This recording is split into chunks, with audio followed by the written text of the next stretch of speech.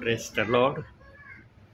प्रभूच्या नावाला धन्यवाद देतो प्रियांनो मी की देवबाप्पाने पुन्हा एकदा आपल्या परिवाराची भेट घेतलेली आहे आणि पुन्हा देवबाप्पा आज तुमच्याशी वचनातून विचारातून आज पुन्हा एकदा सांगणार आहे काय त्याच्या मनामध्ये आहे. सेवकाने तर थोडी बहुत तयारी केलेलीच आहे.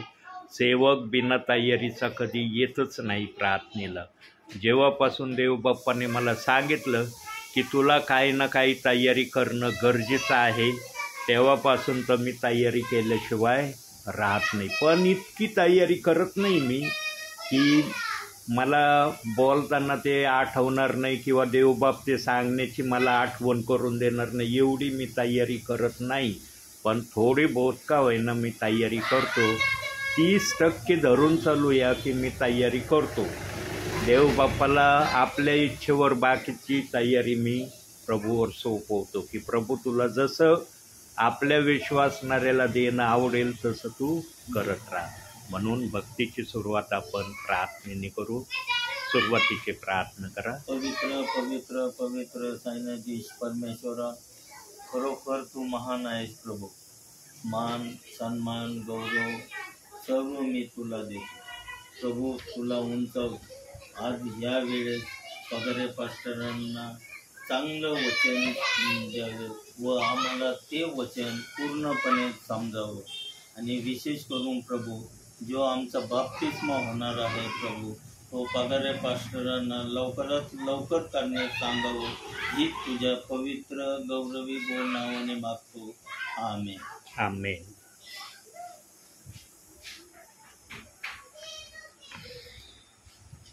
प्रियांनो,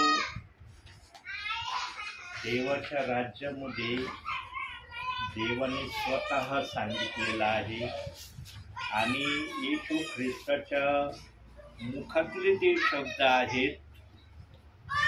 जेव्हा काही जण येशू ख्रिस्ताला म्हणाले की आपली काही जण किती आतुरतेने वाट पाहत आहेत, ते आपल्याला भेटू इच्छित आहेत, तेव्हा येशू ख्रिस्ताने स्वतः आपल्या तोंडातल्या शब्दाने सांगितलं की कोण माझी आई, कोण माझा भाऊ, कोण माझी बहीण. जे वचन ऐकतात पाळतात तेच माझे भाऊ बहीण आई आहे. आणि प्रियांनो, देवबाप्पाला देवाचं वचन ऐकणाऱ्यांपेक्षा जास्त आनंद कोणत्याच गोष्टीमध्ये होत नाही. प्रियांनो, आज देवबाप्पाचं लक्षण स्वर्गामध्ये नाही. देवबाप स्वर्गामध्ये जरूर आहे, असं नाही की देवबाप स्वर्गामध्ये नाही. लक्ष त्याचं स्वर्गामध्ये नाही, लक्ष त्याचं पूर्णपणे पृथ्वीवर आहे. पृथ्वीवर ज्या पण ठिकाणी प्रभूची स्तुती आराधना चालली, प्रार्थना चालली, संदेश चाललाय, तिथं आत्मेने प्रभू उपस्थित आहे. पण ज्या ठिकाणी आत्म्याच्या प्रयत्नाने सेवा चाललेली आहे त्या ठिकाणी देवबाप्पाची उपस्थिती आहे. कारण वचनामध्ये स्वतः सांगण्यात आलेलं आहे बुद्धीची सेवा आहे, आत्म्याची सेवा आहे. पण शक्यतो या भूतलावर आत्म्याची सेवा सेवकगण, ब्रदरजन, सिस्टरगण करण्याचा आज प्रयत्न करत आहे. प्रियांनो, सेवा करणं इतकं सोपं नाहीये. कुणी पण उठायचं सेवेला निघायचं इतका देव सस्ता नाहीये. कुणी पण सेवक बनायचं सेवेला निघायचं. देवाची मान्यता असल्याशिवाय सेवा पण आशीर्वादित होत नाही. देवाची अनुमतीच पाहिजे त्याला की तू सेवा कर, तेव्हा त्याची सेवा देवबाप स्वतः उभी करतो. मग किती प्रियजन प्रभू आपल्यासाठी ठेवतो त्या सेवकाकड ती देवबाप्पाची मर्जी असती. कारण देवाने वचनातच सांगितलंय बोलवलेले पुष्कळ आहे, निवडलेले थोडे आहे. यानो निवडलेल्यांची कोणत्याही ठिकाणी तुम्ही पहा संख्या लिमिटेड आहे, पण जे निवडलेले प्रियजन आहेत ना, ते आत्म्याने खरेपणाने वचन आत्मसात करतात आणि वचनाप्रमाणे चालण्याची प्रक्रिया दाखवण्याचा प्रभूला तो प्रयत्न करतात। मनुष्याला ते दाखवायचा प्रयत्न करत नाही। जो प्रभूशी विश्वासू प्रामाणिक आहे ना, तो इतर व्यक्तींशी विश्वासणाऱ्यांशी आपोआप त्या प्रकारे चालतो ज्या प्रकारे तो प्रभूशी चालत आहे। म्हणून आमचं संबंध, आमचं नातं प्रथम प्रभू बरोबर चांगलं पाहिजे। आज अनेकांचं प्रियांनो प्रभू बरोबर नाते संबंध चांगला नाही। ध्यान देऊ नाही का प्रभू काय बोलत आहे? अजून वचनाकडे मी गेलेलो नाही, विचाराच्या माध्यमातून प्रभू सांगत आहे। प्रभूला फक्त 3 गोष्टींनी आम्ही आमच्या संपर्कात ठेवू शकतो किंवा प्रभू आमच्या संपर्कात राहू शकतो। 3पेक्षा 4थ्या गोष्टीची देव बाप्पाने कोणाकडेच अपेक्षा केली, सेवकाकडे केली नाही, विश्वासणाऱ्याकडे पण केली। या 3 गोष्टी कोणत्या आहेत? सर्वप्रथम बायबल वाचन आहे। सर्वात प्रथम जागा देव बाप्पाने बायबल वाचनाला दिलेली आहे। दुसरी जागा प्रार्थनेला दिलेली आहे आणि तिसरी जागा जे काही तुम्ही बायबल मध्ये वाचता त्याप्रमाणे करण्याचा प्रयत्न करणारे असतात। या 3 गोष्टी जर आम्ही प्रभूसाठी करतो ना, आम्ही ऑटोमॅटिक प्रभूच्या संपर्कात गेल्याशिवाय राहत नाही किंवा प्रभू आमच्या संपर्कात आल्याशिवाय राहत नाही। किती सोपं प्रभूने आमच्या संपर्कात राहण्याचा मार्ग आमच्यासाठी ठेवलाय, पण एवढा सोपा मार्ग काही जणांना आज करता येत नाही। 2 करतात तर 1 करत नाही, 1 करतात तर 2 करत नाही आणि कोणी तर काहीच करत नाही। काही जण तर म्हणतात काही नाही केलं तर काही नाही, माझा विश्वास आहे प्रभू मला घेऊन जाईल।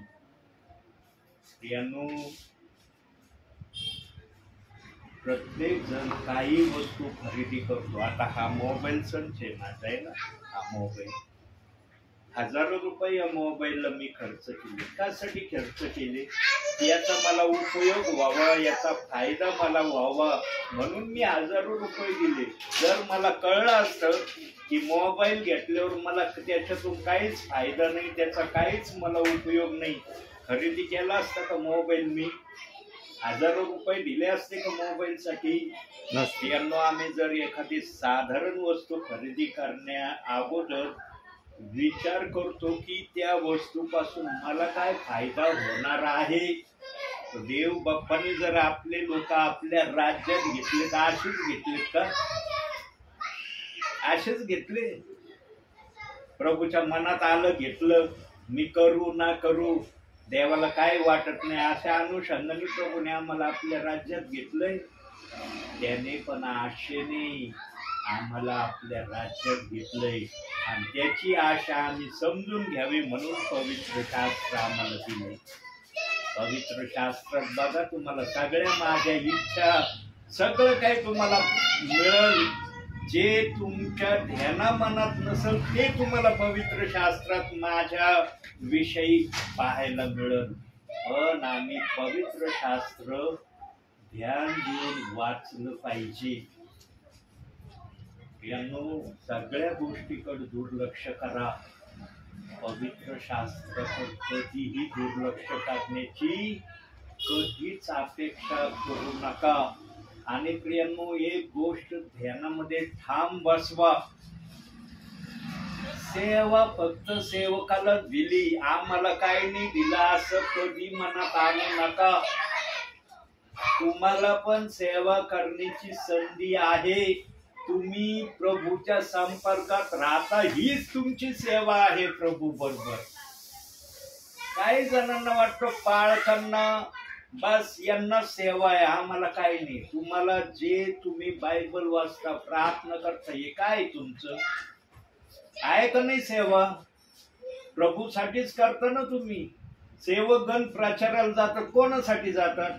प्रभूच्या राज्यात प्रभूचे लोक स्थिर राहावे यावे यासाठी जातात ना. हो, तुम्ही प्रार्थना करता, बायबल वाचता कशासाठी? की माझं प्रभू बरोबर चांगलं संबंध असावं, प्रभूंनी माझ्यावर दया करावी, प्रभूची माझ्यावर नजर असावी, मी कुठल्या घोटाळ्यात पेचात संकटात पडलो तर प्रभू माझ्यासाठी धावून यावा, हीच अपेक्षा आहे ना. सेवकाची काय अपेक्षा आहे का? सेवकाची याच्यापेक्षा निराळी अपेक्षा आहे का? त्याला ज्या दर्जामध्ये प्रभूने ठेवलंय त्या दर्जामध्ये त्याने संतुष्ट राहिलं पाहिजे. म्हणून रोमकराचं पत्र 7वा अध्याय आणि त्याच्या 20व्या वचनात आणि 24व्या वचनात सांगितलंय, प्रभूने तुम्हाला ज्या स्थितीमध्ये ठेवले आहे त्यामध्ये तुम्ही आनंद करा. आनंद करणारे आम्ही असलं पाहिजे. पण काही जणांना वाटतं नाही, हा आनंद फक्त सेवकाला देव बाप देतो का? कारण ते सेवा करायला जातात, सेवक आहे म्हणून. आम्ही काही विश्वसणार आहे, आमच्यासाठी प्रभूला वाटलं तर देईन, नाही वाटलं तर नाही देणार, असे विचार डोक्यात येतात कधी कधी. जेव्हा मी सेवक नव्हतो तेव्हा माझ्या डोक्यात कधी मध्ये यायचं, अरे सेवक आहे बाबा, त्यांना देव बाप देणारच, मला द्यायसाठी देव बाप विचार करीन, देऊ का नको, देऊ का नको. तेव्हा माझे मनातले विचार होते, देव बाप सर्वांना आशीर्वाद देण्याची प्रक्रिया ठेवतो, फक्त त्याच्याशी आम्ही विश्वासू राहणं एवढेच देवबाप आमच्याकडून आशा करतो. म्हणून आजचं जे वचन आपल्यासाठी आलेलं आहे ते वचन पण याच गोष्टीला अनुषंगून आहे. आणि त्या वचनाचा रेफरन्स आहे स्तोत्र संहिता 126 त्याचं 5वं वचन. स्तोत्र 126 5वं वचन बघा तिथं काय म्हणतोय प्रभू. जे अश्रुपूर्ण नेत्राने पेरणी करीतात ते हर्षाने कापणी करीतील. आता हे जे वचन देव बाप्पाने दिलंय, बऱ्याच विश्वासणाऱ्यांना वाटतं आणि काही जण असा विश्वास धरूनही चाललेले असतील, सांगता येत नाही, त्यांना वाटतं हे वचन फक्त सेवकासाठी आहे. सेवक जातो ना सेवा करायला, एकदम आशाहीन यांनी जातो, अरे तिथं गेल्यावर सेवा होती का नाही, वचन माझ्याकडून देवबाप चांगल्या प्रकारे बोलून घेतो का नाही, सेवेला विश्वासणारे वाचतात का नाही, हे विचार सेवक जाण्यापूर्वी करत असन. म्हणून वचनात सांगितलं, जे अश्रुपूर्ण नेत्राने पेरणी करतात ते हर्षाने कापणी करतात. हे वचन जितकं सेवकासाठी प्रभू बोललाय ना, त्याच्यापेक्षा जास्त विश्वासणाऱ्यांसाठी देवबाप या वचनात बोललाय. प्रियांनो, जेव्हा तुम्ही आपल्या घरामध्ये 24 तासात एकदा का होईना देवाच्या सानिध्यात बसताना, ते तुमचं अश्रुपूर्ण नेत्रानं बसणं आहे. आणि आशीर्वाद मिळाला ना म्हणजे हर्ष तुमच्या जीवनात आला.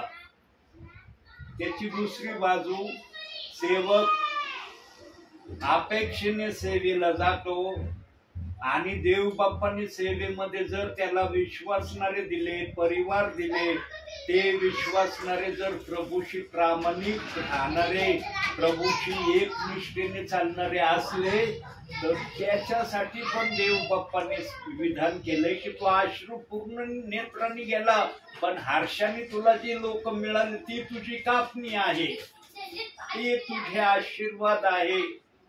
प्रियांनो, देव बाप विश्वास ठेवणाऱ्याला पण आशीर्वाद देतो आणि जो सेवक आहे त्याला पण आशीर्वाद देतो. देव बाप अन्याय कोणाचाही करत नाही. त्याच्या डिक्शनरीमध्ये अन्याय नावाचा शब्दच नाही, पक्षपात नावाचा शब्दही नाही.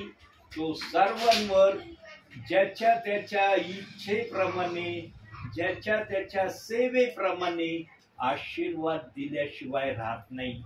आणि प्रियांनो, आपल्या जीवनामध्ये नेहमी देवाकडून आशीर्वादाची अपेक्षा करत राहा. आणि एक लक्षात ठेवा, आत्मिक आशीर्वाद तुम्हाला मिळाले ना, शारीरिक आशीर्वादासाठी तुम्हाला काय मागायची गरज नाही प्रभू. कारण देव बाप्पाने शारीरिक देणं स्वमुखानेच आपल्या विश्वासणाऱ्यांना सेवकाला सांगितलंय की मी तुला शारीरिक आशीर्वाद तू प्रार्थना जरी नाही केली तरी मी देईन. फक्त आमच्या जवळ आत्मिक आशीर्वाद आम्ही किती जमा केले याच्यावर आमचे शारीरिक आशीर्वाद अवलंबून आहे. म्हणून देवबाप्पन वचनात म्हणला, तुम्ही आपली धन संपत्ती पृथ्वीवर साठवू नका, आपली धनसंपत्ती स्वर्गात साठवा. ज्याने स्वर्गात धनसंपत्ती साठवली ना, त्याला शारीरिक जीवनामध्ये देवबाप हर प्रकारची गोष्ट दिल्याशिवाय राहणार नाही. मग ती कुठली गोष्ट असू द्या, देवबाप त्याच्यासाठी करणार. आणि त्याचा साक्षीदार कोण आहे? अब्राहम साक्षीदार आहे. वयाच्या 100व्या वर्षी त्याला संतान देव बाप्पाने दिली. अब्राहमाने आशा सोडून दिली होती, हव्वेनी पण आपली आशा सोडून दिली होती की आता काय होणं शक्य नाही, आम्ही वयोवृद्ध झालो, आता आम्हाला संतान होण्याचा शब्द देखील आमच्या मनामध्ये ठेवणं आमच्यासाठी योग्य नाही.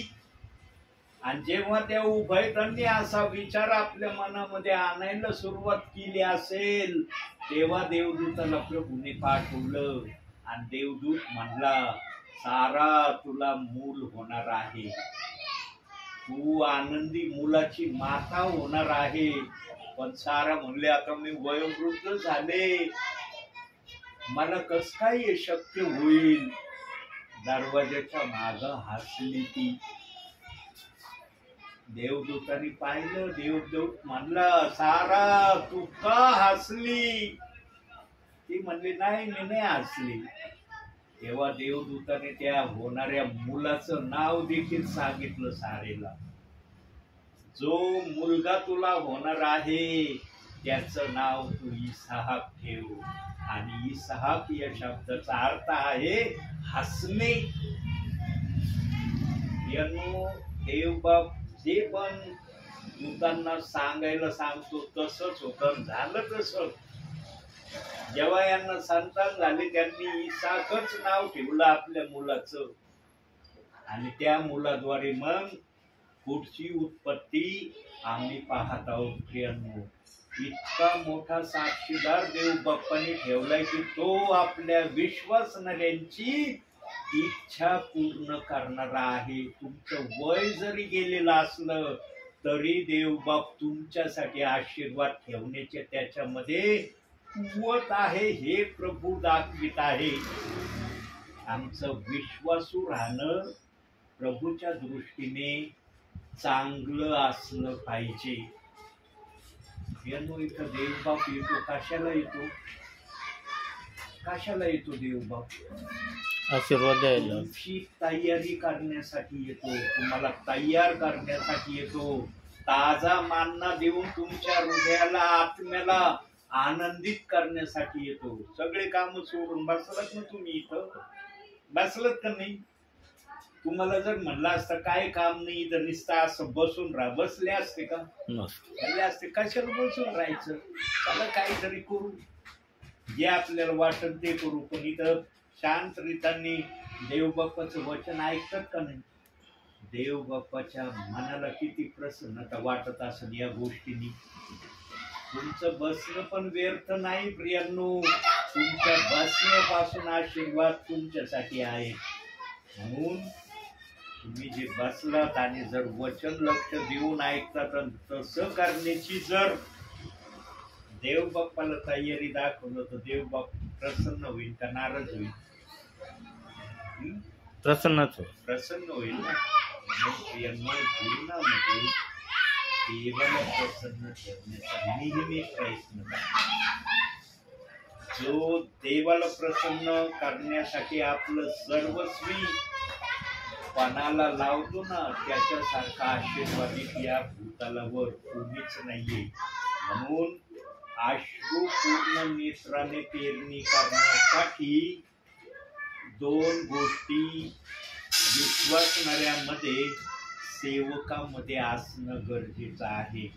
आणि प्रभूच्या उपस्थितीमध्ये, मननामध्ये देव बाप्पाने मला दोन गोष्टी दाखवल्या. तशा तर पुष्कळ गोष्टी आहेत, परंतु देवाच्या आत्म्याला ज्या प्रामुख्याने दोन गोष्टी आपल्या करता सांगणं योग्य वाटलं, त्याच दोन गोष्टी मी या वहीमध्ये लिहिलेल्या आहेत. फक्त 4 वचनं या वहीमध्ये मी लिहून आणली. 4पेक्षा अधिक वचनं माझ्या वहीमध्ये सापडणारच नाही. पहिलं वचन संदेशाचं आपण वाचलंय. आता कोणत्या दोन गोष्टी करणं तुम्हाला आणि मला आवश्यक आहे ते आपण वचनातून पाहू. त्यासाठी काढूया स्तोत्रसंहिता 100 याचं दुसरं वचन.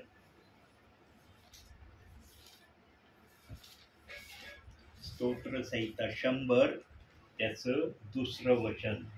हर्षाने परमेश्वराची सेवा करा, गायन करत त्याच पुढे या. प्रियांनो, देव बाप्पाला विश्वासणारा सेवक सेवा करताना असलेला पाहतो ना, तो क्षण देवाच्या नजरेमध्ये इतका आनंदाचा क्षण आहे. देवाच्या नजरेमध्ये त्याचं वर्णन आपल्याला करणं शक्य नाही. पण आपल्याला समजण्यासाठी आपण म्हणूया की जर आम्ही हर्षाने प्रभूची सेवा करताना प्रभूला दिसतो ना, तर देवाला आनंद होतो. देव बाप प्रसन्न राहतो आमच्याकडे पाहून. आणि प्रियांनो, आज जेव्हा मी मननाला बसलो होतो, मनन करत असताना देव बाप्पाने मला एक गोष्ट दाखवली. बघा, माझ्या ध्यानामनात ती गोष्ट नव्हती, पण जेव्हा मी मनन करायला बसलो, हे वचन घेतल्यानंतर म्हणलं याच्यातून मी काय सांगणार विश्वासणाऱ्याला, काय या वचनाप्रमाणे कोणता अनुभव त्यांच्या समोर प्रगट करणार. तेव्हा देव बाप्पाने मागील दिवसामध्ये आम्ही जी सेवा प्रभूसाठी केली, त्या सेवेमधलं एक ताजं उदाहरण, खरं उदाहरण जे आम्ही कृतीने प्रभूच्या उपस्थितीमध्ये केलेलं आहे आणि करत होतो. असं नाही की एकदा केलं सोडून दिलं, असं नाही. रोज करायचो आम्ही. आमच्या घरामध्ये सामूहिक प्रार्थना आमची कायम व्हायची. प्रियांनो, कायम आमच्या घरामध्ये सामूहिक प्रार्थना संध्याकाळच्या वेळेला, हा टाइम किंवा याच्या थोड्या अगोदर पासून आम्ही सर्वजण प्रार्थनेला बसायचो.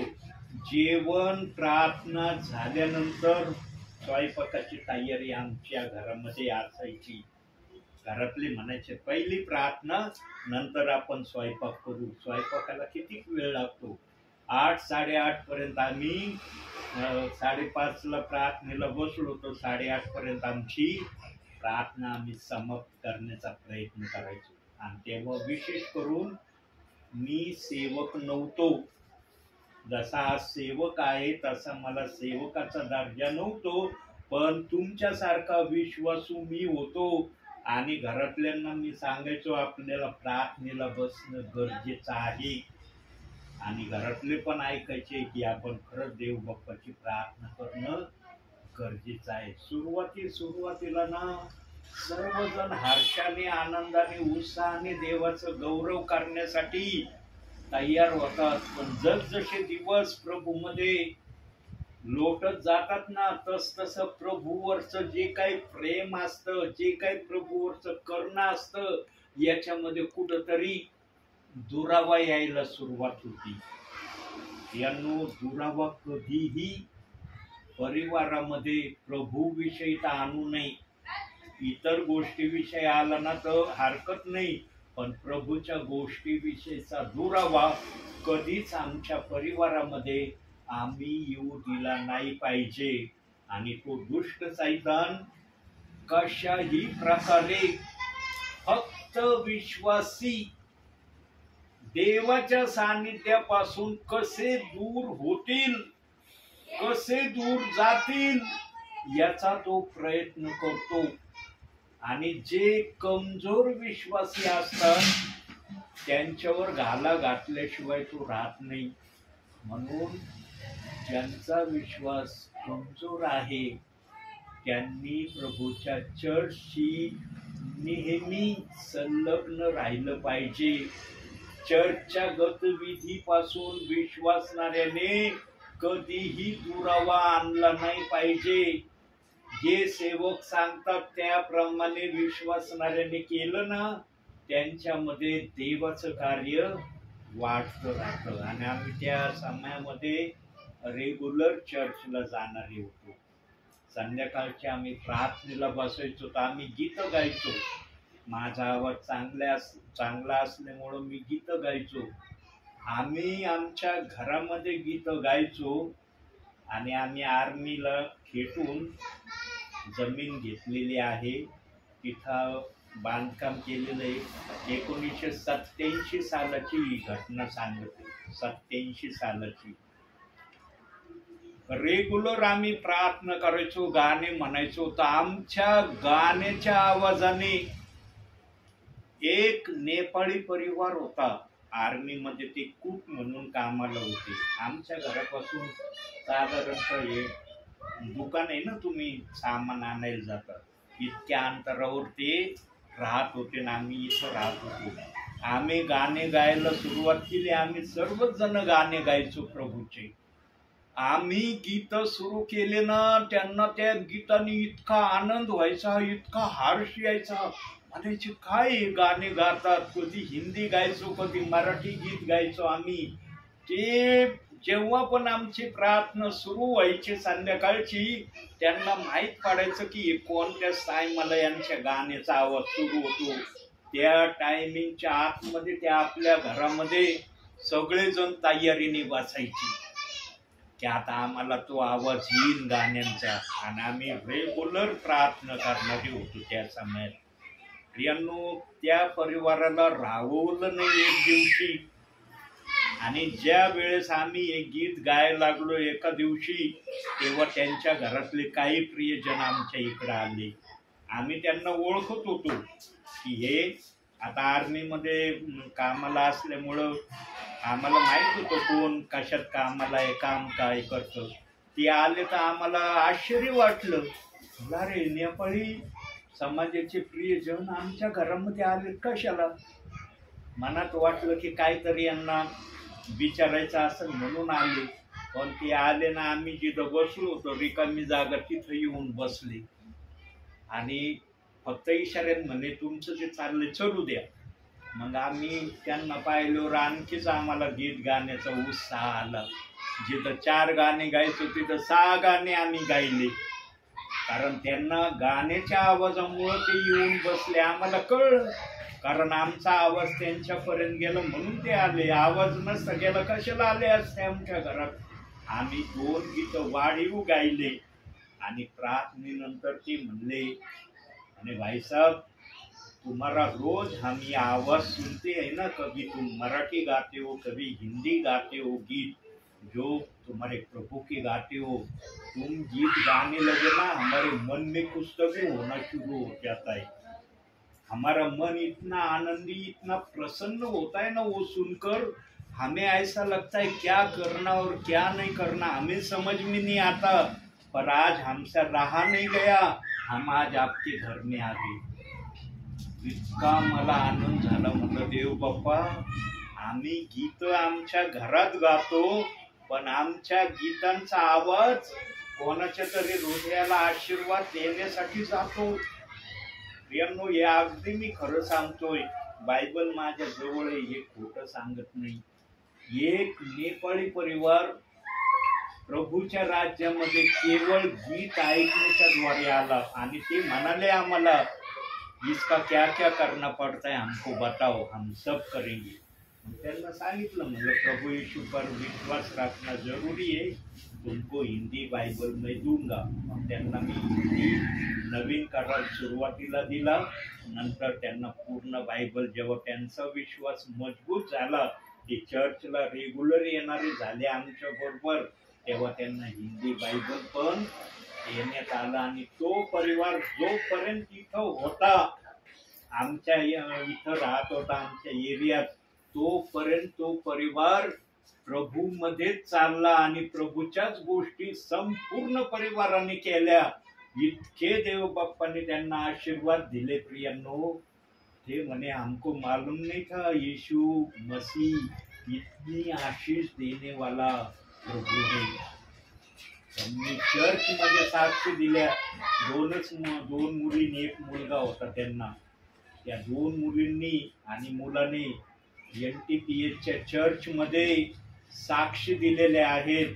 तेव्हा विल्सन कांबळे हे पास्टर त्या यमुना सदन चर्चचे पास्टर होते. त्या काळामध्ये त्यांनी स्वतः साक्ष दिल्या. आणि तो परिवार जोपर्यंत इथं होता तोपर्यंत त्यांनी प्रभू शिवाय दुसरं काही केलं नाही. आणि त्या मुलींचे लग्न झाल्यावर पण ते प्रभू मध्येच राहिले. आणि नंतर ते आपल्या देशाला गेले, ज्या देशामधले ते होते, ज्या राज्याचे होते तिकडं ते गेले. आणि ते जाताना म्हणले, हम जहाँ पर भी जाएंगे वहाँ पर यीशु मसीह का ही नाम लेंगे.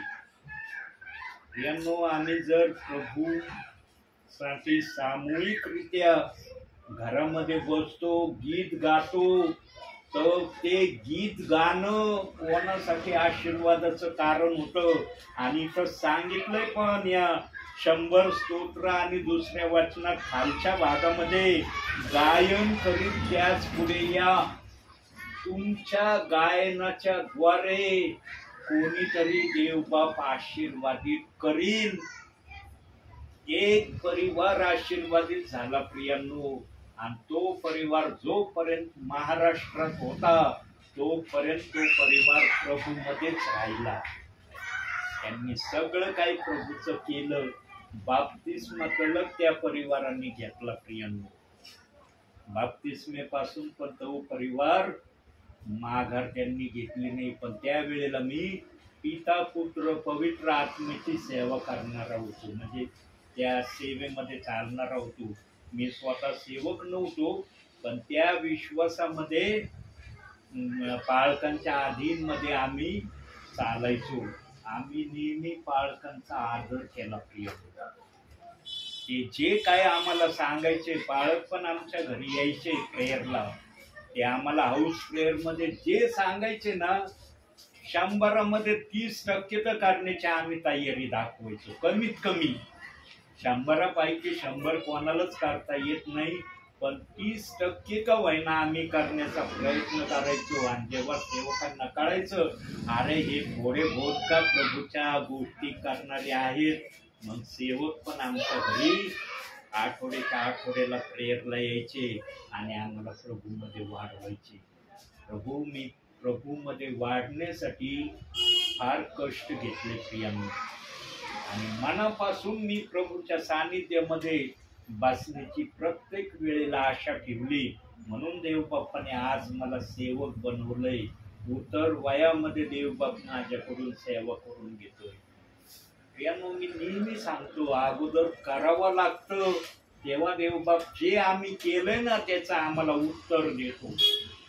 जेव्हा आमच्या ध्याना मनात नसतं ना की मी जे काय केले त्याचं मला देव काय देईल, तेव्हा देवबाप बोलत नाही, करून दाखवतो. आमचा देव बोलणारा देव नाही, करून दाखवणारा देव आहे. म्हणून आम्ही पण अगोदर काहीतरी देवासाठी करणं गरजेचं आहे. आम्ही घेण्याची अपेक्षा तर देवाकडे करतोच. प्रभू मला हे दे, मला ते दे, माझी ही इच्छा आहे, माझी ही अपेक्षा आहे. देव बाप्पाला सगळं माहिती आहे, पण देव म्हणतो माझ्यासाठी तू काय करतो, काय करण्याची तयारी तू ठेवलीस माझ्यासाठी. प्रभूच्या राज्यामध्ये धन साठवण्याचे ना अनेक पर्याय देव बाप्पांनी वचनात ठेवले. फार पर्याय ठेवले प्रियांनो. इतके पर्याय आहेत ना धन साठवण्याचे. फक्त आम्ही ध्यान देऊन जर बायबलची वचन वाचले आणि त्याच्यावर जरासं मनन केलं ना, 1-2 मिनिटाचं का व्हायना मनन जर केलं ना, देवाचा आत्मा दाखविला आम्हाला वचनातून, की तुझ्यासाठी मी आशीर्वाद कसे ठेवलेत. जेव्हा हे वचन स्तोत्र 102 मी काढलं तेव्हा देव बाप्पाने मला 1987 सालाची घटना माझ्या समोर आणली. बघा कोणत्या वर्षाची घटना देव बाप्पाने मला आठवण करून दिली, जी की माझ्या ध्यानातही राहिली नव्हती. आमच्या प्रार्थनेच्या द्वारे एखादा परिवार, एखादा विश्वासणारा देवाच्या राज्यात येऊ शकतो. प्रियांनो, त्या समयामध्ये तो देवबाप्पा असं करत होता. या समयामध्ये देवबाप्पाने काही ते बंद केलेलं नाही, ते आजही चालू आहे प्रभूचं. पण आजची परिस्थिती अशी काही ठिकाणी झालेली प्रियांनो, काही परिवार संध्याकाळच्या वेळेला सामूहिकरित्या प्रार्थनेलाच बसत नाही.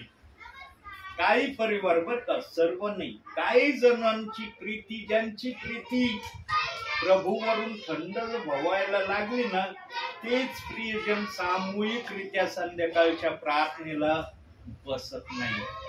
लक्षात ठेवा, सामूहिक प्रार्थनेला जेव्हा बसताना तेव्हा गीत गाणं अतिशय आवश्यक आहे. म्हणून एक वचन सांगितलंय प्रभूंनी, पाहूया ते यशया 60 अध्याय 1 वचन. बघा तिथं काय म्हणतोय प्रभू, उठ प्रकाशमान हो,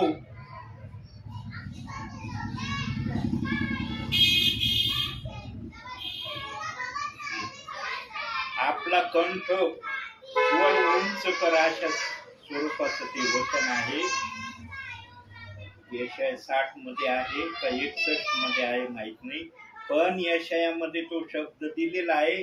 आपला कंठ, आपला स्वर प्रभूसाठी उंच स्वराने तू प्रभूचं गौरव कर, गायन कर, अशा अनुषंगाचा शब्द वचन दिलेला आहे. इथं ते आठवण आहे ते वचन मला, पण यशयामध्ये ते वचन आहे. आपला स्वर, आपला कंठ तू उंच कर, प्रभूची स्तुती मन मोकळ्यापणाने कर. दबकत दबकत आणि भीत देव बाप्पाची कधी आम्ही स्तुती करू नये. आमचा जेवढा स्वर आहे त्या स्वराने आम्ही प्रभूला धन्यवाद दिला पाहिजे. अशा प्रकारचं वचन आहे. मला तो अध्याय आणि रेफरन्स एवढा ध्यानात येई नाही, पण यशयाच्या पुस्तकामध्ये ते दिलेलं आहे. प्रियांनो, आम्ही प्रभूचं गौरव करताना कधीही लाजू नये, हे थोडक्यात प्रभूसाठी आम्ही करणं गरजेचं आहे.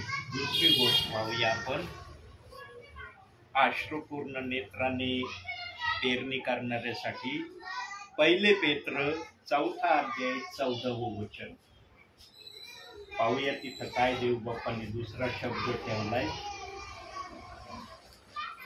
1 पेत्र 4 अध्याय 14 वचन.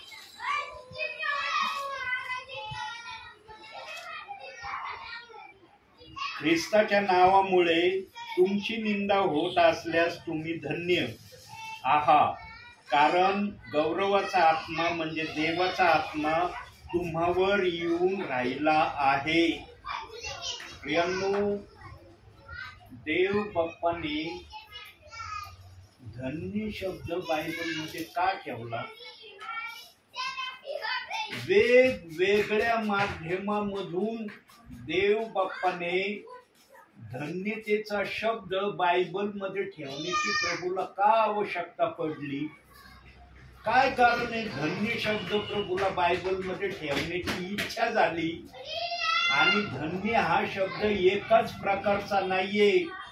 जुन्या करारात पण धन्य शब्द दिलाय आणि नवीन करारातही धन्य शब्द दिलाय, पण धन्यतेचे विषय वेगवेगळे आहेत. जो विषय देव बाप्पाने मला दाखवला तो विषय निंदेविषयीचा देव बाप्पाने दाखवला. बघा आणखी एक धन्यतेचा शब्द आपण पाहूया. याकोबाचं पत्र 1 अध्याय 12 वचन. बघा तिथं काय म्हणतंय वचन, कोणाची परीक्षा होत असता जो परीक्षेत टिकतो तो धन्य. बघा इथं पण धन्य नावाचा शब्द आलेला आहे. का बरं देव बाप्पाने परीक्षेमध्ये पण राहणाऱ्याला धन्य म्हटलंय? आणखी एक धन्यतेचा तिसरा शब्द बघूया, शेवटचा शब्द. कसे तर पुष्कळ शब्द आहेत, पण जे देवबाप मला दाखवितोय माझ्या वहीमध्ये त्याची नोंद नाहीये, फक्त एका वचनाची नोंद आहे. पण देवबाप त्याला पाठपुराव्याचे काही धन्यतेचे शब्द दाखवतोय. आणि जो तिसरा शब्द धन्यतेचा प्रभू दाखवणार आहे तो सर्वात श्रेष्ठ शब्द आहे. त्या शब्दापेक्षा श्रेष्ठ शब्द माझ्या मते प्रभूच्या नजरेमध्ये कोणताच नाही. काढूया आपण 2 तिमोथेय 3 अध्याय 12वं वचन. बघा तिथं काय म्हणतोय प्रभू. जे ख्रिस्त येशूमध्ये सुभक्तीने आयुष्यक्रमण घालवावयास पाहतात त्या सर्वांचा छळ होईल. हे एक प्रियजन धन्यतेच्या लिस्ट मधले आहे. यांना पण धन्यतेच्या लिस्ट मध्ये प्रभूने गणलेलं आहे. यानो ख्रिस्त येशूमध्ये दुःख सहन करणं, संकट सहन करणं, अपमान सहन करणं, निंदेला सामोरं जाणं, एकमेकाचे अपशब्द ऐकून घेणं इतकं सोपं नाहीये ख्रिस्त येशूमध्ये. ज्यांना देवाचा आत्मा चालवितो त्यांनाच हे करणं शक्य होतं, जमतं. आणि मत्ते 5:11 मध्ये 10 मध्ये पण सांगितलंय, जेव्हा लोक तुमच्या विरोधात वाईट लबाडीने काय बोलतात तेव्हा तुम्ही धन्य.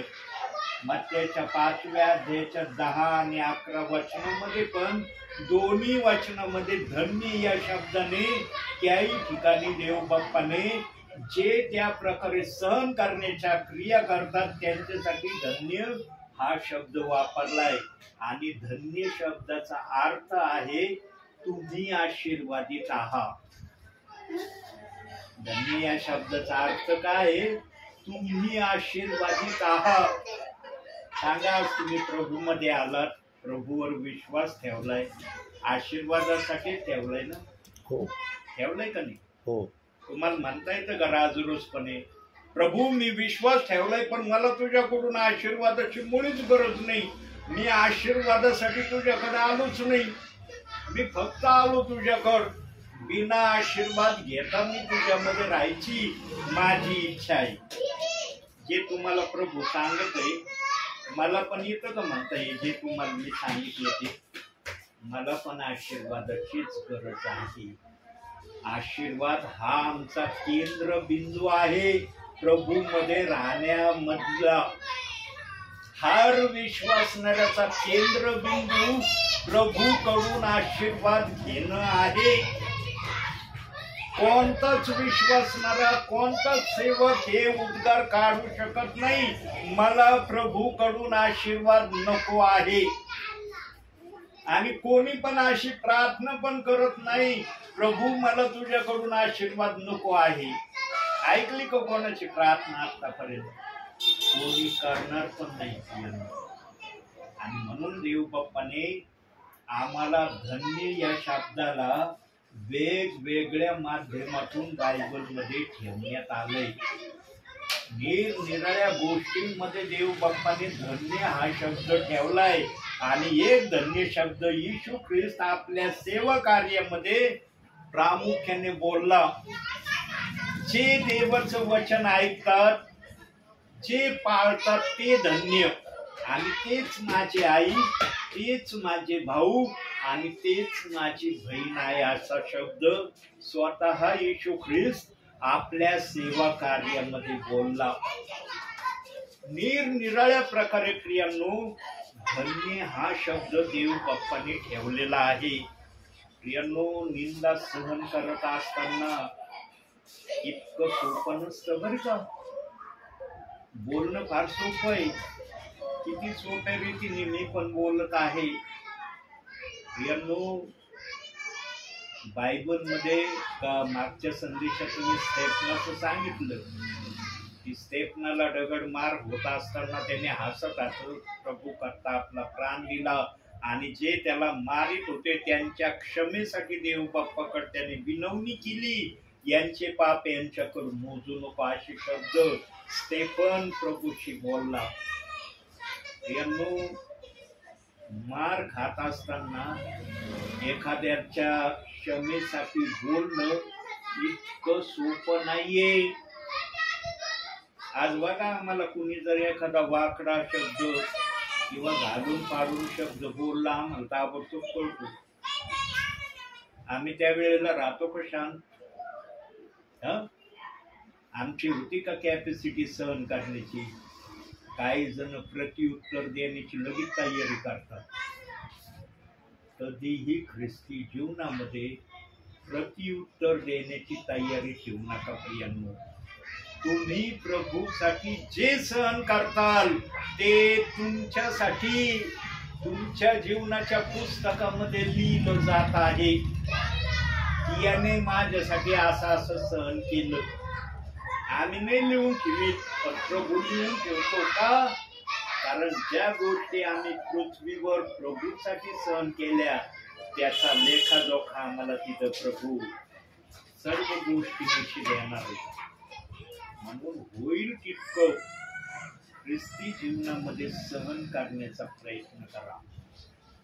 आणि प्रियांनो, सर्वात मोठी बाब, सर्वात मोठी गोष्ट प्रभू तुम्हाला सांगत आहे, प्रार्थनेचा कधीही कंटाळा करू नका.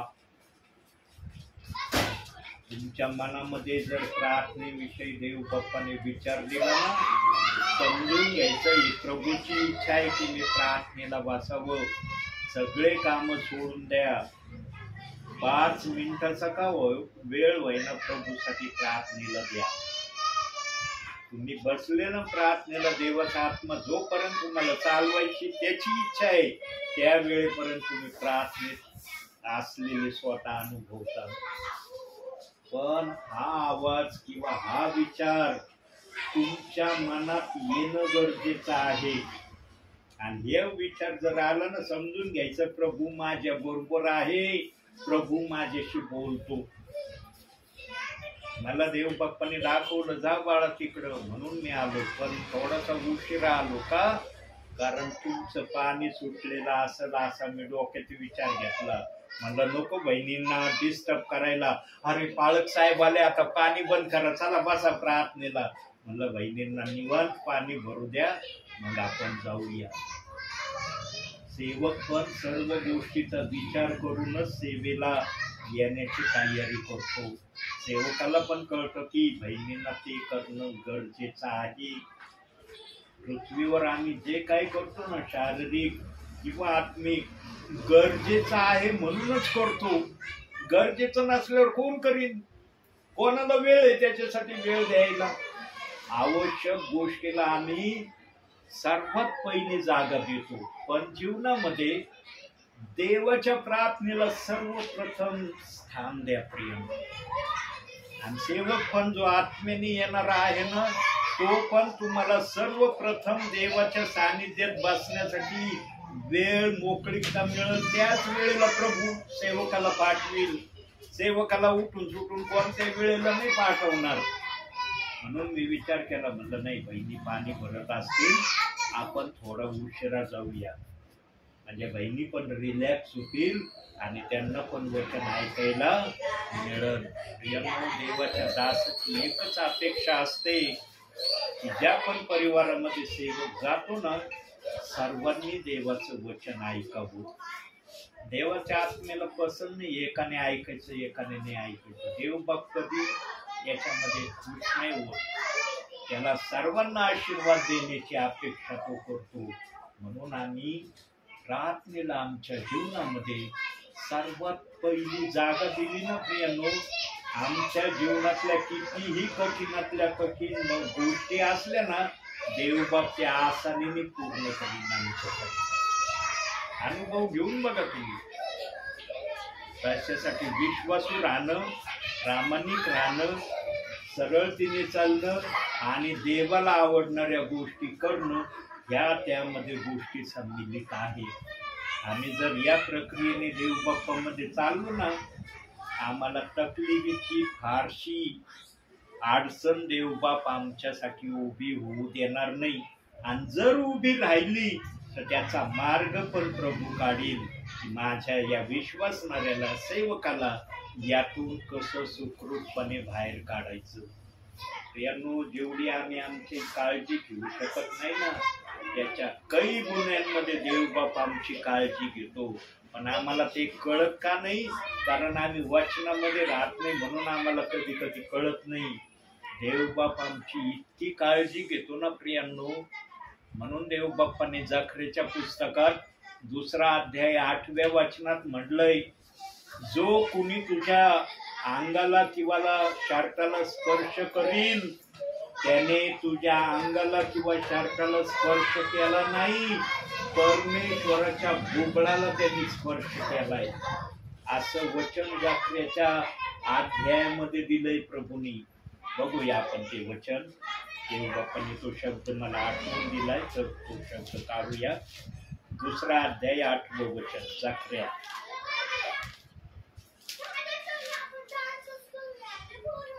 ज्या राष्ट्रांनी तुम्हास लुटिले त्यांच्याकडे प्रताप मिळविण्यासाठी त्याने मला पाठविले आहे. जो कुणी तुम्हास स्पर्श करील तो त्याच्या डोळ्याच्या बुबुळाला स्पर्श करील, कारण सेनाधीश परमेश्वर म्हणतो. कोणी साधारण माणूस नाही म्हणत, परमेश्वर म्हणतो, जो कुणी तुम्हाला स्पर्श करील तो माझ्या डोळ्याच्या बुबुळाला स्पर्श करील. बघा प्रियांनो, आमच्या अंगाला जर स्पर्श कुणी केला तर देव आपल्या डोळ्याच्या बुबुळ्याची उपमा आमच्यासाठी देतो. म्हणजे देवाला आमची किती काळजी आहे. पण आम्हाला हे कधी कधी का समजत नाही? कारण आमचं जर प्रभू बरोबर नाते संबंध चांगला नसला ना, मग आम्हाला हे समजत नाही कधी कधी. पण ज्यांचं नातं प्रभू बरोबर चांगलं आहे ना, त्यांना हे समजल्याशिवाय राहत नाही. प्रियांनो, आम्हाला वचन माहीत असणं सर्वप्रथम गरजेचं आहे की देवाने आमच्या सुरक्षिततेसाठी काय काय योजना बनवून ठेवल्यात. स्तोत्र 91च्या 13व्या वचनात सांगितलंय, तू सिंह व नाग यांच्यावर पाय देऊन चालशील, ते तुझं काही करणार नाही. असा पण शब्द स्तोत्र 91 मध्ये देवबाप्पांनी दिलाय. सिंह आणि नाग यांच्यावर पाय देऊन आम्ही चलू. दात जर निघला आम्ही करतो का असं? ये बाबा, तुझ्या डोक्यावर पाय ठेवायची मी तयारी करतो आम्ही असं. देवाने वचन ठेवलंय तिथं तसं, पण आम्ही प्रक्रिया करतो का अशी? का करत नाही? आमच्यामध्ये ती सहनशीलता, ते धाडस आलेलं नाही. का आलेलं नाही? कारण आम्ही वचनामध्ये तेवढं राहिलेलो नाही, म्हणून आम्हाला ते धाडस येत नाही. तर शद्रक, मेषक, अबेदनगो 7 भट्टी आगीने पेटलेली त्याच्यात गेले, पण त्यांच्या शर्ट जाळाला नाही, का केस त्यांचा भाजला नाही. बायबल मध्ये उदाहरणं दिलेत की जे देवाच्या सानिध्यामध्ये विश्वासाने राहिले त्यांच्यासाठी प्रभूने काय काय केलं. दानियल विश्वासाने म्हणला नबुकदनेस्सर राजाला, 10 दिवस मला डाळ आणि भात, शाक भाजी द्या, फक्त 10 दिवस. 10 दिवसानंतर बघा तुमचे चेहरे आणि माझे चेहरे, कोणाचा चेहरा चमकदार दिसतो. आणि तसं दिलंय दानियेलच्या पुस्तकामध्ये 2ऱ्या अध्यायामध्ये का 3ऱ्या अध्यायामध्ये दिलंय ते. आणि जेव्हा दानियेलाने तसं 10 दिवस शाक भाजी खाल्ली आणि बाकीच्यांनी स्वादिष्ट पदार्थ, ताकदीचे पदार्थ 10 दिवस खाल्ले, पण जेव्हा दोघांना उभं केलं ना, तेव्हा दानियेलाचा चेहरा या स्वादिष्ट पदार्थ खाणाऱ्यापेक्षा जास्त चमकदार दिसला. का दिसला? कारण तो वचनामध्ये होता म्हणून त्याच्या चेहऱ्यावर चमक आली. पण जे वचनामध्ये नव्हते ना, त्यांनी भारी भारी पदार्थ खाल्ले, पण त्यांचे चेहरे चमकदार झाले नाही. प्रियांनो, आमचा देव इतके मोठे चमत्कार आमच्यासाठी करणारा आहे. आणि तो म्हणतो की जो कुणी तुला स्पर्श करील तो माझ्या डोळ्याच्या बुबळाला स्पर्श करील. प्रियांनो, एवढे आम्ही सुरक्षित प्रभू मधले विश्वासी आहोत, पण आम्हाला वचन माहित असलं पाहिजे. सेवकाने विश्वासणाऱ्यांना आशीर्वादाचे वचन, आशीर्वादाचे शब्द आत्म्याच्या प्रेरणेने सांगितले पाहिजे. देव बाप विश्वासणाऱ्यांचा विश्वास वाढवण्यासाठी सेवकाला पाठवितो. देव बाप सेवकाला विश्वासणाऱ्याचा विश्वास घटवण्यासाठी पाठवित नाही. जो आत्म्याने येतो ना त्याच्याजवळ तर ही भाषा आहे. जो आत्म्याने येत नाही त्याच्याजवळ काय असेल मला माहिती नाही. यानो, देवासाठी वेळ देणं इतकं सोपं समजू नका. देव वरून मान्यता देतो की यांना माझ्यासाठी वेळ द्यायचा म्हणून बसला तुम्ही. वरून मान्यतेचं फरमान आलं म्हणून बसला तिथं तुम्ही. वरून मान्यता नसते ना, काही तुमच्यामध्ये अस्वस्थता, काही गडबडी आली असती आणि तुम्ही म्हणले असते आज नाही प्रार्थना, नंतर करू का. देव बाप सेवकाला पण सर्व व्यवस्था व्यवस्थित केल्यावर सांगतो जा तिकडं. देव सर्व नियोजन करतो तेव्हा सेवकाला सांगतो जा तुझा मार्ग मोकळा झालाय, तिथं काय करायचं माझा आत्मा येईल आणि सांगेल. आणि तुमच्या मनाची तयारी करतो देव बाप. सेवक आल्यावर तुम्ही प्रार्थनेला लवकरात लवकर बसण्याची तयारी करा. बसला ना तुम्ही ताबडतोब प्रार्थनेला, लावला का वेळ. यानो, ही असती प्रभूची तुमच्यासाठी सहाय्यता. देवबाप उठून सुटून कोणत्या घरात जात नाही. जिथं देव बाप्पाला वाटतं ना मला जायचं, तिथं सगळी परिस्थिती तो आपल्या नियंत्रणामध्ये घेतो. तेव्हा सेवकाला म्हणतो जा. म्हणून मी नेहमी सांगतो ना, मला देव बाप्पाने दाखवल्यावर मी गेल्याशिवाय राहत नाही. मग तिथं 2 मिनिटाची प्रार्थना जरी झाली ना, मला त्याचं वाईट वाटत नाही. मी समजतो की देव बाप्पाची आज इच्छा एवढीच होती की 2 मिनिटाची प्रार्थना करावी. देव बाप्पाच्या इच्छेवर जर सेवक चालला ना, देव बाप त्याच्याकडून सेवा आपल्या इच्छेनेच करून घेणार. सेवकाने कधीही प्रभूला चालवण्याचा प्रयत्न करू नये. प्रभूने सेवकाला चालवलं पाहिजे आणि प्रभूच्या इच्छेने सेवक चालला पाहिजे, तर त्याला प्रभूमध्ये सेवा करणं शक्य आहे. तो जर प्रभूला चालवायला लागल्यावर मग प्रभूचा काय उपयोग आहे सेवकासाठी. आम्ही कोणाचं ऐकलं पाहिजे. देवाने आमचं ऐकलं पाहिजे का आम्ही देवाचं ऐकलं पाहिजे, हे समजणं फार महत्वाचं आहे. सेवकासाठी पण आहे, विश्वासणाऱ्यांसाठी पण नाही. असं समजू नका सेवकांसाठीच आहे, आमच्यासाठी नाही. तुमच्यासाठी पण आहे. तुम्ही पण भावी जीवनामध्ये वाटचाल करत असताना तुम्ही देवाला चालवलं पाहिजे का देवाने तुम्हाला चालवलं पाहिजे, याचा काळजीपूर्वक विचार करा. आणि जर हा विचार तुम्ही काळजीपूर्वक केला ना प्रियांनो, तुमचं ख्रिस्तामधलं जीवन आशीर्वादित झाल्याशिवाय राहणार नाही आणि देवबाप तुम्हाला धन्य म्हटल्याशिवाय राहणार नाही. धन्यतेची फार उदाहरणं देवबाप देऊ शकतो, पण देवबाप तेवढेच उदाहरणं देतो जेवढे तुम्हाला योग्य आहे, तेवढंच प्रभू तुम्हाला सांगतो. म्हणून प्रियांनो, निंदा होत असताना कधीही अधीर होण्याचा प्रयत्न करायचा नाही. निंदा निमूटपणे सहन करण्याचा प्रयत्न करायचा. प्रभूच्या नावाने होईल तेवढं सहन करण्याचा तुम्ही प्रयत्न करा. बाकीचा प्रयत्न प्रभू तुमच्यासाठी करेल. पण त्या निंदेपासून उत्तराला उत्तर देण्याची अपेक्षा कधी आपल्या जीवनामध्ये ठेवण्याची तयारी प्रभूमध्ये दाखवू नका. कारण येशू ख्रिस्ताला माहित होतं, येशू ख्रिस्ताला चांगल्या प्रकारे अवगत होतं की ज्या सैतानाने मला छळलं, मला त्रास दिला, तो सैतान माझ्या विश्वासणाऱ्यांना, माझ्या सेवकांना पण त्रास दिल्याशिवाय राहणार नाही. म्हणून एक शब्द आलेला आहे की जो निंदा सहन करतो, आता एकच शब्द निंदा दिलाय, त्रास, छळ, अपमान, जे जे शब्द बोलू ते सगळं निंदेमध्येच येतं प्रियांनो. होईल तेवढं सहन करण्याचा प्रयत्न करा. आमच्या प्रभूंनी सहन केलं ना, तर प्रभू आम्हाला पण सहन करण्याची शक्ती देईल. म्हणून शेवटी एक वचन, शेवटचं वचन बघू, त्यानंतर मी या ठिकाणी थांबणार आहे.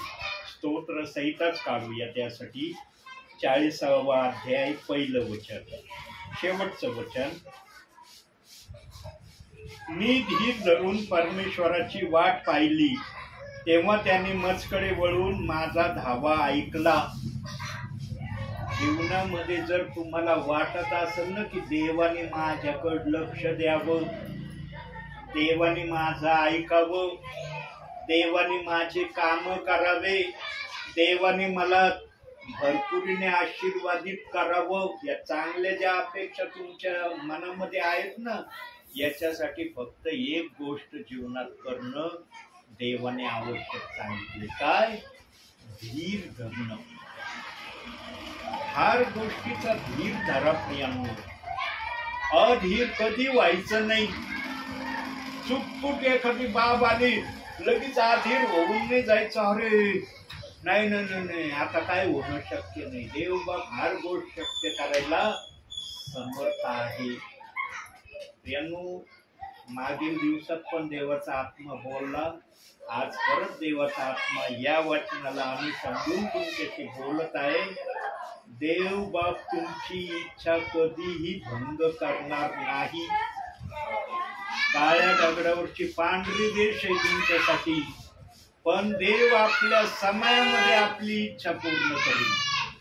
हे लक्षात घ्या. तुमच्या समयामध्ये नाही होणार, त्याच्या समयामध्ये करेल.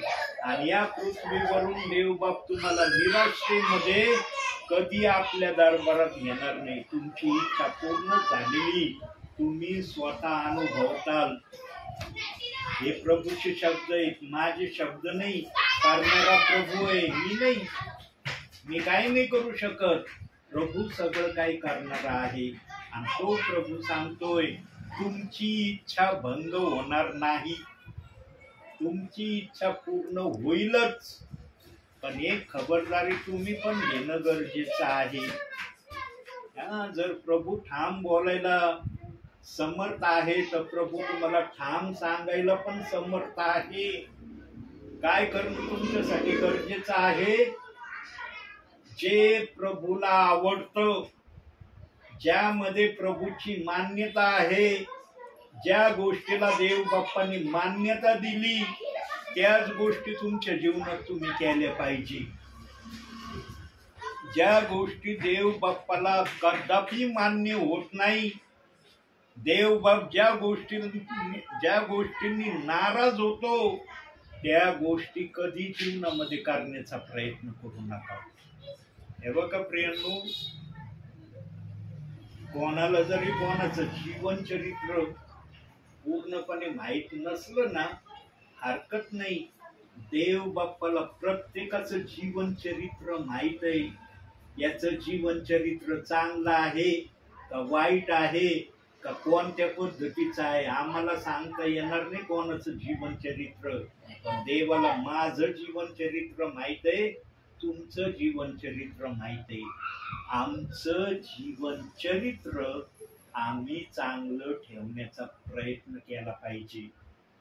आम्ही प्रभूसाठी काही करू ना, प्रभू पण आमच्यासाठी काही करेल. म्हणून देवाने शब्द पुन्हा दिलाय, तुमची आशा देवबाप कधीही भंग करणार नाही. लिहून ठेवा हे वाक्य. संदेशामध्ये तर हे वाक्य तुम्ही ऐकणारच आहात. देवबाप जे बोलतो ना ते करून दाखवतो. देवबाप असं मोघम काही बोलत नाही. तसं वागण्याचा तुम्ही प्रयत्न देवबापाला दाखवा. फक्त माणसापुरतं वागण्याची तयारी कधी जीवनामध्ये ठेवण्याची अपेक्षा करू नका. प्रत्येक वेळेला देवबाप मला पाहत आहे, त्याचं लक्ष आहे मी काय करत आहे, चांगलं करत आहे का वाईट करत आहे. देवबापाचे नेत्र बंद नाही. म्हणून तो वचनात म्हणतो इस्रायलाच्या रक्षकाला झोप लागत नाही, तो डुलकीही घेत नाही. रात्रंदिवस प्रभू जागृत आहे आमच्यासाठी, आमचं रक्षण करतो तो. आम्ही जरी झोपलो ना, आमच्या अवतीभोवती त्याचं सामर्थ्य तो ठेवतो. त्यासाठी की दुष्ट सैतानाने आमच्यावर हल्ला करू नये. दुष्ट सैतानाची कोणती योजना आमच्यावर सफल होऊ नये म्हणून तो आमचं रक्षण करतो. त्याला झोप नाही प्रियांनो, आम्हाला तरी झोप आहे. आम्ही 4 तास म्हणा 6 तास म्हणा झोपतो का नाही? सांगा, कोण म्हणतं की मी 4 तास कमीत कमी झोपत नाही? 12 पासून 4 पर्यंत जरी झोपलं ना तर 4 तास त्याची झोप झाली.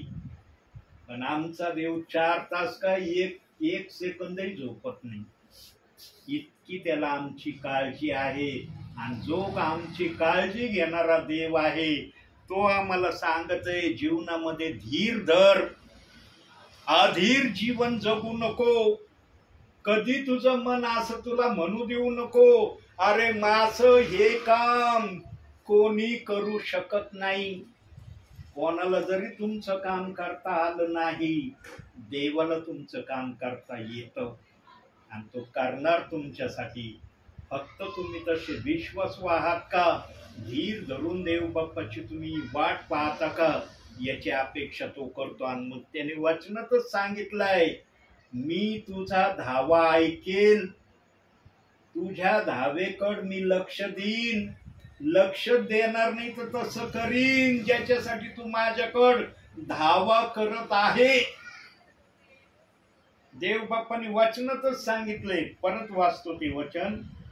मी धीर धरून परमेश्वराची वाट पाहिली, तेव्हा त्याने मजकडे वळून माझा धावा ऐकला. बघा, देव बाप स्वतः म्हणतो, ऐकला मी तुझा धावा काय आहे आणि त्याच्यातून मी तुला सोडवीन. सुटायचं का नाही संकटातून?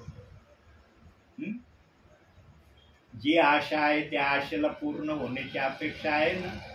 धरली नाही अपेक्षा, धरून रात्रियांनो कधी निराशा आणू नका त्या आशेमध्ये. देव बाप आशा पूर्ण करणारा देव आहे. पण विश्वासू राहा देवासमोर. भेसळीचा विश्वास देव बाप्पा समोर प्रगट करू नका. अब्राम जसा विश्वासू राहिला, नीतिमान प्रभूच्या नजरेत ठरला, तसं तुम्ही वागण्याचा प्रयत्न देव बाप्पाला दाखवा. देव बाप तुमची इच्छा पूर्ण करतो का नाही वाट बघा. वचन चाललंय, धीर धरून वाट पाहिली, त्याने माझा धावा ऐकला. ऐकणार तुमचा धावा देव बाप. देव बाप्पाने तुमच्या धावेसाठी आपले कान बंद केलेले नाहीत. देव बाप्पाकडे तुमचा धावा गेलाय. तुम्ही किती धीर धरता याची देव बाप परीक्षण तुमचं करत आहे. फक्त धीर धरून राहा, प्रार्थनेत राहा, बायबल वाचनात राहा आणि आज्ञा पालन करण्याकडे लक्ष द्या. या गोष्टी देव बाप्पासाठी केल्या ना प्रियांनो, देव बाप कधी तुमचा ऋणी राहणार नाही. तो तुमचं ऋण उतरवल्याशिवाय राहणार नाही. मग ते कसलंही ऋण असू द्या प्रियांनो, देव बाप आमचं ऋण घेऊन आमचा कर्जदार कधीच होत नाही. तो आमचं ऋण उतरवणारा देव आहे. आम्ही 1 पटीने देव बापासाठी करतो ना, देव बाप आमच्यासाठी 10 पटीने करतो. लक्षात घे, देव बाप्पाची करण्याची प्रक्रिया अशी आहे. आज तुम्हाला सर्व गोष्टी जेवढ्या आवश्यक आहे देतोय देव बाप. म्हणता येतं का तुम्हाला की नाही मला काहीच मिळालं नाही? जेवढं पूरक आहे तेवढं तर देव बाप्पांनी पुरवलंय. आहे का नाही तुमच्या जीवनामध्ये? पूरक आहे म्हणून बसलात ना प्रार्थनेला. पूरक जर नसतं तर त्या गोष्टीसाठी सगळी धावपळ केली असती. प्रथम ते भेटू द्या, मग आम्ही देव बाप्पाकडे येऊ म्हणले असते का नसते? देव बाप देतो आणि मग वाट पाहतो. मी तुला दिलंय ना, आता माझ्या प्रार्थनेत बस. म्हणून तुम्ही हर्षाने आनंदाने प्रार्थनेला बसलेले आहात प्रियांनो. आणि हे बसणं पण तुमचं देवबाप व्यर्थ करणार नाही. याचे प्रतिफळ तुम्हाला देवबाप येणाऱ्या दिवसामध्ये देईल. आता काय देईल ते मी सांगू शकत नाही, तो देव आहे. त्याच्या मनातलं मी कसं काय सांगू की तो काय प्रतिफळ देईल. पण प्रतिफळ दिल्याशिवाय देवबाप तुम्हाला राहणार नाही.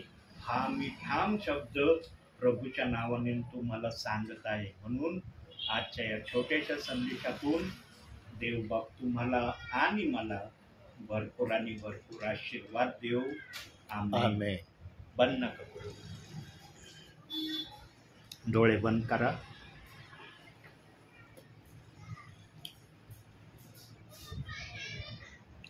देवाच्या आपण काही क्षण स्तुती करूया प्रियांनो.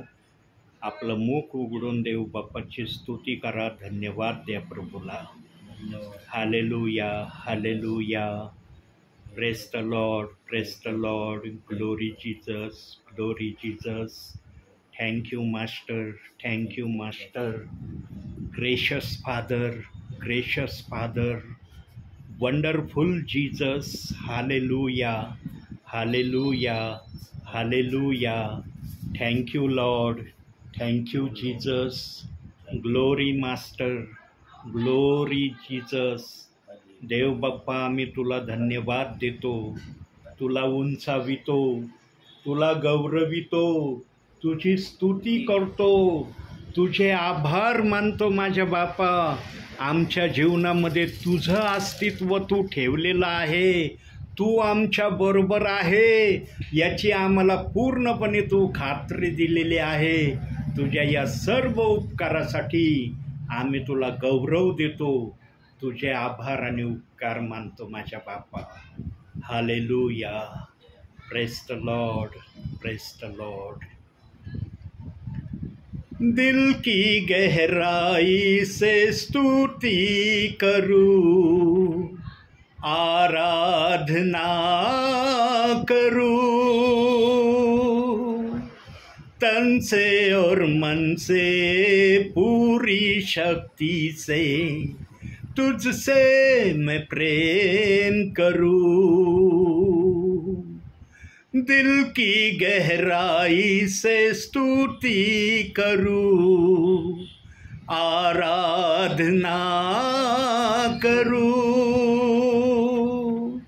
तन से और मन से पूरी शक्ति से तुझसे मैं प्रेम करूं. हे प्रभु यीशु, कितना अच्छा है तू. हे प्रभु यीशु, सबसे अच्छा है तू. प्रार्थना मैं तुझसे करूं, ओ मेरे प्यारे मसीहा. प्रार्थना मैं तुझसे करूं, ओ मेरे प्यारे मसीहा. मेरा ये जीवन तेरे काम आए, मेरा ये जीवन तेरे काम आए, यही है मेरी तमन्ना. प्रार्थना मैं तुझसे करूं, ओ मेरे प्यारे मसीहा. प्रार्थना मैं तुझसे करूं, ओ मेरे प्यारे मसीहा. ओ मेरे प्यारे मसीहा. ओ मेरे प्यारे मसीहा. होय माझ्या बापा, आम्ही तुझी स्तुती करतो, तुला धन्यवाद देतो, तुझ्या नावाला उंचावतो. होय माझ्या स्वर्गीय बापा, सर्व परम स्थानी सर्वोच्च राहणाऱ्या आमच्या जिवंत स्वर्गीय बापा, आम्ही तुला धन्यवाद देतो, तुझा जय जयकार करतो. आज या परिवारात माझ्या बापा तुझी उपस्थिती तू आत्म्याने प्रगट केली माझ्या बापा. आज तुझा आत्मा पुन्हा एकदा या परिवारात वचनाच्या माध्यमातून, विचाराच्या माध्यमातून बोललेला आहे. आज तुला जे काही योग्य वाटलं माझ्या बापा, जे तुला पसंत होतं, ज्याची अपेक्षा तू आपल्या मनात ठेवली होती, ते आपल्या सेवकाच्या मुखातून तू प्रगट केलं आहे. विचारातून प्रगट केलं, वचनातून प्रगट केलं. स्वर्गीय बापा, आजचं वचन या परिवारासाठी, पाचरणे परिवारासाठी तो आशीर्वादाचं केलेलं आहे. स्वर्गीच्या देवा, अशीच कृपा पाचरणे परिवारावर तुझी सदैव राहू दे माझ्या बापा. या जागेमध्ये तुझ्या वचनाचा आवाज, तुझ्या गीतांचा आवाज, तुझ्या प्रार्थनेचा आवाज सतत राहू दे माझ्या बापा.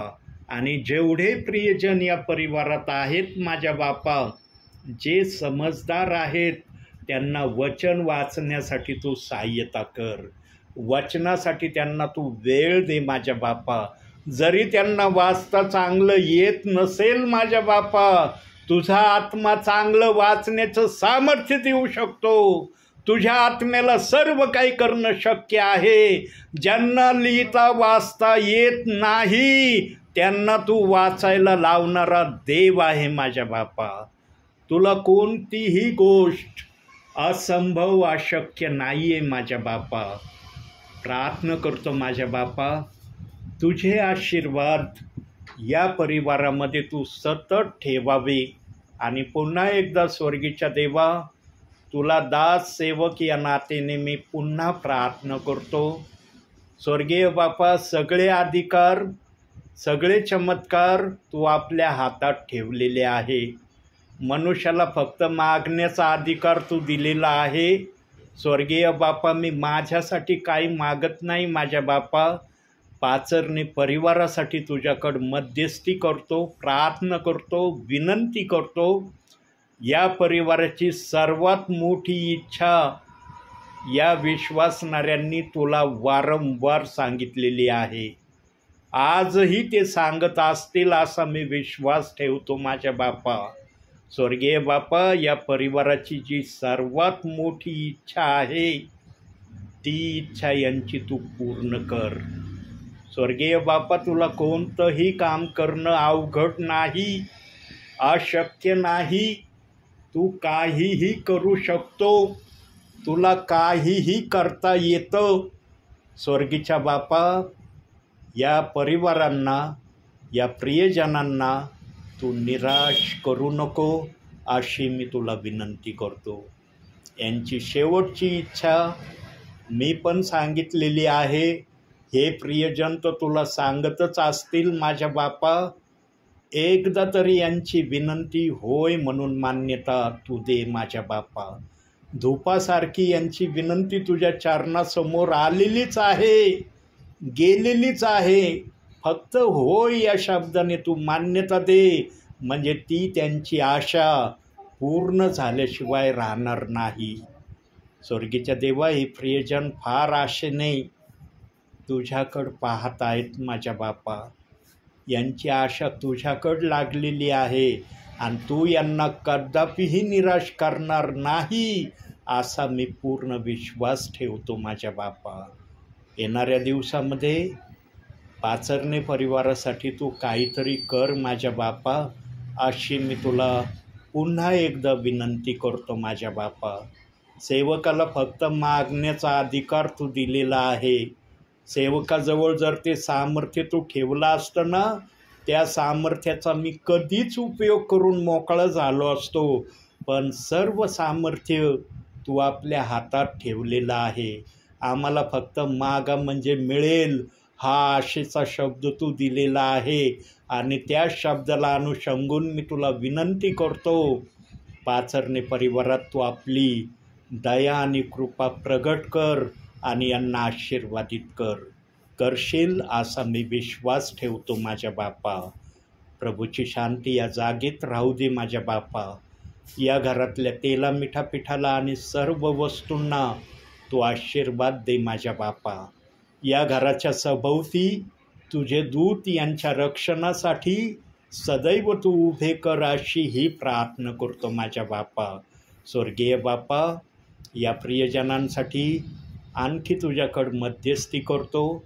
जेव्हा जेव्हा स्वर्गीय बापा हे प्रियजन तुझं वचन ऐकतील तेव्हा तेव्हा त्यांना तू जे काही वचनातून विचारातून यांच्याशी बोलत आहे ते समजण्याची यांना तू कृपा पुरव अशीही तुला प्रार्थना करतो. आपल्या दासाचा तू शब्द ऐकत आहे असा मी विश्वास ठेवतो. मान सन्मान गौरव सर्व माझ्या बापा मी तुला देतो. धन्य तारणारा प्रभू येशू ख्रिस्त याच्या प्रिय आणि गोड नावानं मागतो म्हणून तू ऐक माझ्या बापा. आमेन. बोला आमेन. आमेन. हे आमच्या स्वर्गातील बापा, तुझे नाव पवित्र मानले जाऊ, तुझे राज्य येऊ, जसे स्वर्गात तसेच पृथ्वीवर तुझ्या इच्छेप्रमाणे हो. आमची भाकर आज आम्हाला दे, आणि जसे आमचे कृष्ण आम्हाला सोडले आहे तसे तू आमचे कृष्ण आम्हाला सोड. तर आम्हास परीक्षेत आणू नकोस, तर आम्हास वाईटापासून सोडव, कारण की राज्य, सामर्थ्य आणि गौरव ही सर्व काळ तुझीच आहे. आमेन. आमेन. प्रभु येशू रक्त की जय. प्रभु येशू रक्त की जय. प्रभु येशू रक्ताचा जय जयकार असो. आमेन.